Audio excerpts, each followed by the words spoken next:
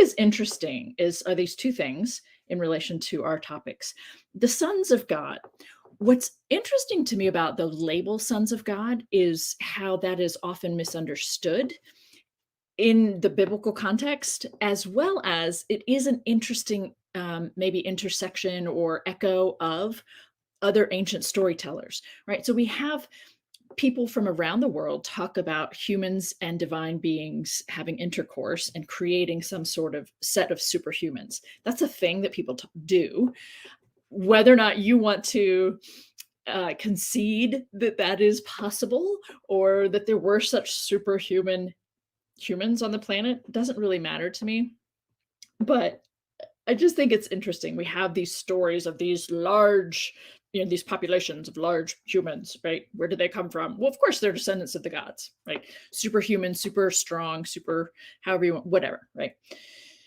But when we talk about sons of God in general, we're not talking about divine beings. That's what's so interesting to me when I looked at some of the commentaries or the Anchor Bible Dictionary on this.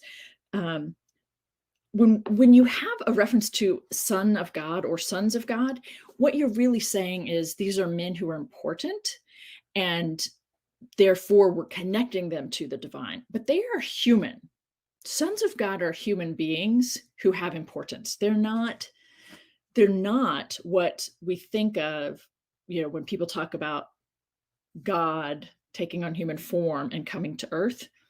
That's not a son of God. That's son of man, or a god taking human form, which we see, say, in the Greek mythology and things like that. We see in mythologies around the world that divine beings take on human form.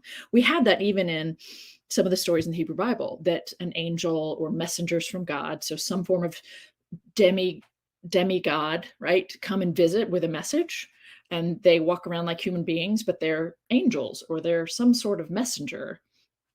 They're not actually human, right? That's not what we're talking about when we refer to sons of God. So it's kind of an interesting little segment. Okay.